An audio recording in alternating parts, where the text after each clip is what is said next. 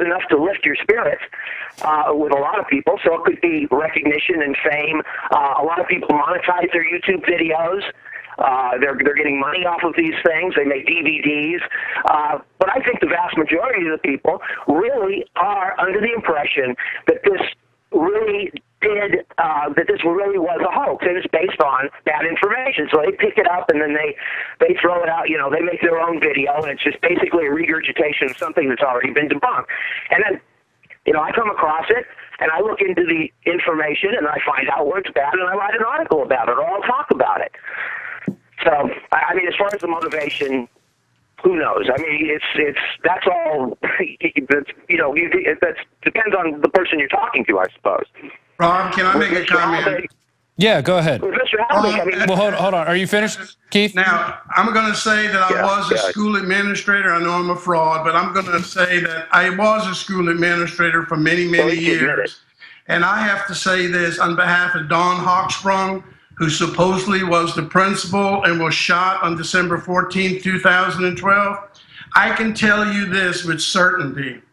Being a female school principal, she, Dawn Hochsprung, would have never, ever in her lifetime allowed her school, Sandy Hook Elementary School, to look so filthy and so deplorable on December 14, 2012. She would have never in her life ever allowed her school to become a toxic waste dump, exposing every one of her children and school staff members to serious lifelong health risks. All you have to do is look at the crime scene photos. It's not Wolfgang saying it. When you look at those pictures, the doors are rotten. It's filthy. They got mold, mildew. Look at the outside. It's deplorable. And they called that a Vanguard school. And people moved to Newtown, Connecticut just so their children could attend Sandy Hook Elementary School. I'm going to tell you what. There isn't an elementary school principal in the United States that would ever allow his or her school to be that filthy. Well, and I got to say this, Keith, I asked you about the surveillance video. Why don't they just release a frame? And you said they had a system, but it didn't record. Who sets up a security system that you can't record in? I mean, I've never even heard of that. Well, okay. When my son was going to school not too long ago, his school didn't have any security cameras, and I know that. Right, but when they set up cameras, they always set up a recording system. Okay, but the thing, because it's worthless to have. This is how it worked. This is how it worked. You go up to the door and you push a buzzer, and the person on the other side, inside the school, looks on the video monitor and sees who it is, verifies who it is, and buzzes them in. Okay, there wasn't a recording feature. I mean, asking me why there wasn't, I can't tell you. But all I can say is there wasn't a recording feature, and that's what it says clearly in the report. So we don't have video footage of Adam Lanza going into that school and shooting those children. We don't have that because it didn't have a recording feature. And it was installed back in, I believe, 2006. And Mr. Halbeck even said that he received some information or some documents which show that it had a strike plate and video camera installed sometime in 2006, I believe. That's what he said. Isn't that correct, Wolf? That you did get something back? Well, you know, Keith, thanks for remembering that. But see what makes it so unique? I did get something stating that that system that they have was installed in 2006. But what makes it ironic is the fact that all the major newspaper talked about the next day how the principal, Dawn Hochsprung, installed a new security system inside of Sandy Hook. And she made all the parents aware of it through newsletters and letters to the parents at home. So my question was, what was the new security system she installed? And you know what? To this day, nobody will tell me. I will. I'll tell you. Okay, first of all, you're talking about an article that came out in the Quran, which was on the day of the shooting. And this is just another example of why you can't believe the mainstream media. They make mistakes all the time. And if you look at they said this section says principal outline new security procedures at Sandy Hook Elementary School. That's the title of the article. If you read the letter itself, it says our district will be implementing a security system in all elementary schools as part of our ongoing effort. Okay, implementing a security system. That's not installing a security camera, that's implementing a security system. And they go on to say what the system is, where you'll be required to report directly to the office and sign in, blah, blah, blah. And then it goes on to say, you have to understand with nearly 700 students, okay, they didn't have nearly 700 students in 2012. That makes more sense for 2010 and 2006. So what it appears to be here, because the Quran just simply came across this on their website. There's no date on this. There's no date. There's no letter. I mean, if you can find a letter that says 2012 with her signature on it from this, then I'd like to see it. But there is no date on when this specific thing was drafted. It looks like it was recirculated every year, every school year, just sent out so that they were reminded of the security system instead of writing a new letter. That's the thing. It doesn't say anything about installing a new security system. It doesn't say anything like that. Keith, I mean, they were only like... Keith, let me ask you, there's one thing you didn't respond to. Now, you talked about you're a parent and you have a child, okay? Knowing that the Sandy Hook Elementary School on that day was so filthy, so deplorable, it's a toxic waste dump with high levels of lead paint throughout the school, high level of asbestos, insulation, ceiling tiles, floor tiles. It has the highest level of PCP. Are you telling me that you allow your child to attend that school? Okay, well, you know, this is based on, I mean, you say you're safety. I don't discount the fact that you are, that you have experience in that school safety. Listen, I do not discount that one bit, but that's not the issue. As far as whether or not the school was clean or whether it was dirty, it could very well be that that school was in deplorable conditions. Okay, so what does that prove? That it was a hoax because it was a dirty school? I mean, we do have pictures of children that were in there with T-shirts. I mean, I've seen photographs of children in that school with T-shirts that say 2010 on it, or 2009, 2012.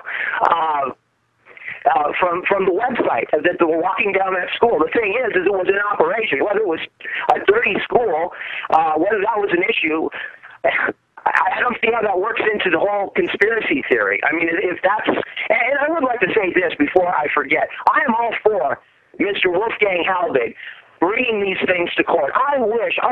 God, do I wish that some judge would entertain your evidence to bring it into court, and you can present your case to a jury, and the state can bring their witnesses, you can bring your witnesses. I wish that could happen. I don't think it's going to happen, but I wish it would, so we can clear this up once and for all. So you can go up there and say, well, the school wasn't in operation because it was too dirty. Or because, you know, if you go to the Wayback Machine, it shows that there was no activity, even though that's already been debunked. Just, you know, work up analysis, CWA. Keith, you notice that I don't worry about the Wayback Machine. I don't talk about things that I can't. I mean, I can only talk about facts, and that's when the school is so filthy. That's why you want to have work orders. If that school is so filthy, that deplorable, and then when you saw the report that went in front of the city council, Pat Leorta, whatever her name is, and they had to pay $2 million to have all of that toxic waste transported across state lines, and children are going to that school. And the next thing that I did with Connecticut Freedom of Information Act to make sure that I'm not wrong is I requested all emails between the principal, the assistant principal, and the school superintendent, the assistant superintendent, finance department, human resources, facility. You know what that shows? That there's somebody actually working in that school for 17 months. Now think about it. When I was a principal, Keith, you could be a parent. You can walk in my office and demand my emails, and guess what I have to do? I have to let you have them. Those are public records. Keith, do you have any response to that? Yeah, well, once again, you know, we keep hearing about all of these requests that he's made. He hasn't publicized anything, and this just seems just awfully weird because he is so quick to post anything that he gets, whether it's a certificate or a photograph of him as a highway patrolman back in 1974. I'm just asking, and I think that your donors, people who have given you what, I don't know how much you've raised. I know that you yourself acknowledged more than $30,000. I think it would be fair for them if you would post some of these Freedom of Information Act requests, maybe put those online somewhere, instead of just putting up your claims, you know, that this script part 1, script part 2, and then all we find out is that the script is actually the final report. I mean, really, show us exactly the kinds of requests that you've made, and then we can follow up on those a lot easier. We can see the way you made the request and see if there is some basis to your allegation that this information is public and should have been given to you. Now, okay? Keith, can you do that for us? Keith, let me tell you, since you're calling all these people to verify my background, all you have to do is call the Freedom of Information Commission in Hartford, Connecticut, ask to speak to the ombudsman, and he will provide you copies of all of my requests through Paul Spinella, the Hartford attorney. So we shouldn't have to debate this. You can call the Freedom of Information Commission. They have copies of every request as we're speaking on this show. Alex Jones.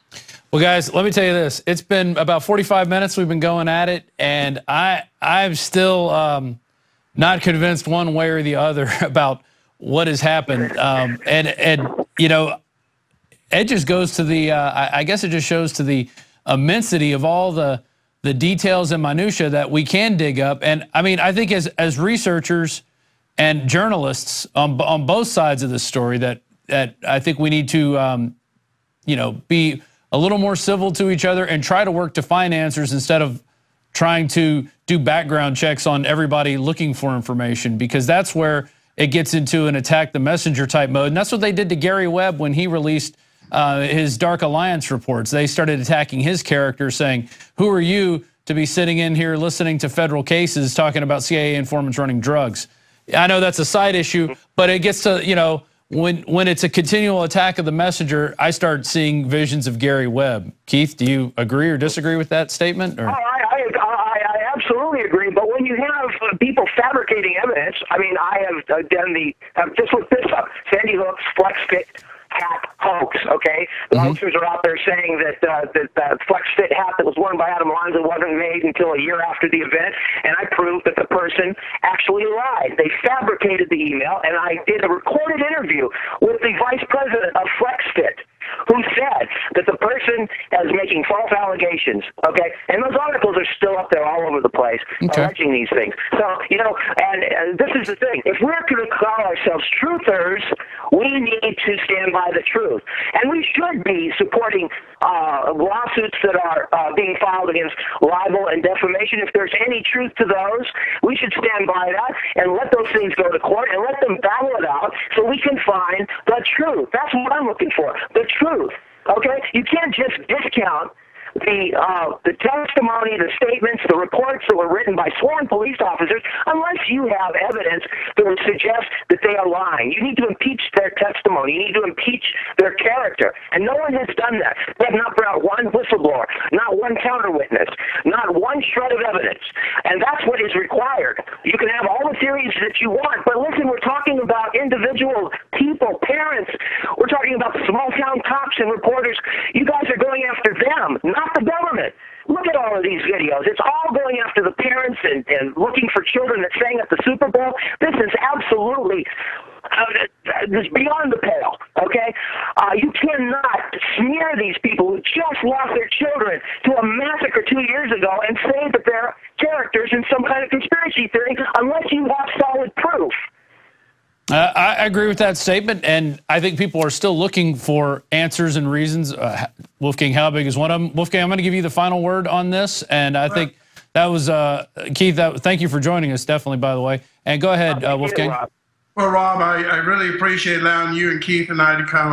I think Keith has a passion, if you hear it in his voice. Definitely. I think he really cares. I'm going to tell you what, I think it's a great debate. I think it's healthy that Keith is out there. I just wish he wouldn't call me a fraud. I wish he'd come to Florida, come visit me, have lunch together, and see me for who I am. I'm old. Hey, I don't even want to be doing this. I'm retired. I mean, had those two police officers, and Keith says, well, they never came to his house. Trust me, they did. Had they never come, Keith and I would have never met. Rob, you and I would have never met.